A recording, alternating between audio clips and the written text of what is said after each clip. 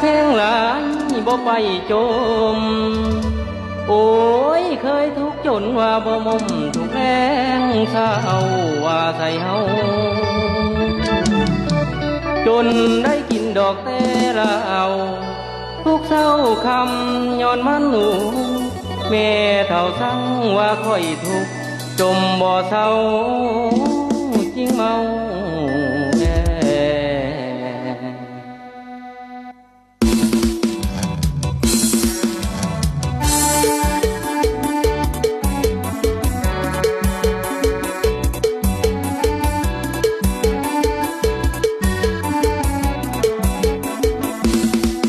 เคยดีมีเงินเอามาแบ่งแม่เท่าแพงเท่าแรงนั่งแยงข้าวผู้เคยทุกข์เคยยากผู้จังหาวจมแบ่งเท่าเท่าแรงสีเฮาพอตื่นเต้าขึ้นมาก็นั่งจมแฟนโอ้ลมกับหมู่หรือลูกสาวก็สิบกแม่เวียนเข้าใส่เฮาโยงลูกสาวให้ลืมเฮาเอาใหม่สมผมปานเทียบ้านพี่มีเฮาเที่ยวยางแม่บอกให้ย่างนั่งน้องสิเฮ็ดตามเขาแลน้ำเต้าคำบ่ทำหาแม่นสิไปใส่มาปล่อยเฮาให้อยู่ล่ะ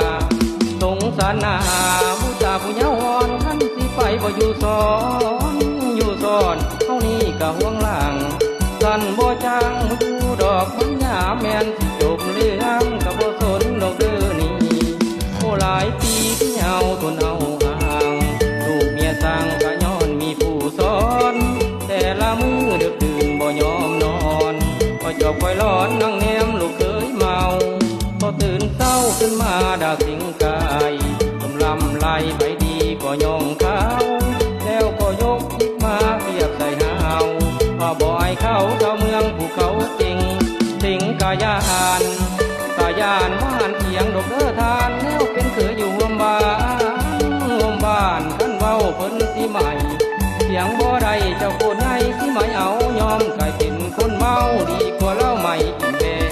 กายดำแหลมเมาแล้วแทบไป3 เดือนแม่เท่าสิด่าเอิ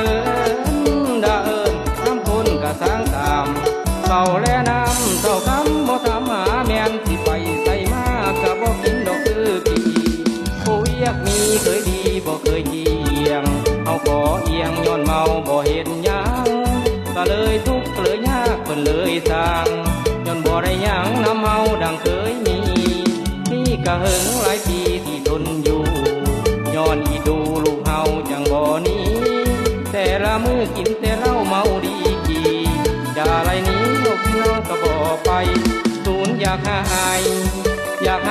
ทั้งหลายแม่เท่าจมมาค่อยไปบ่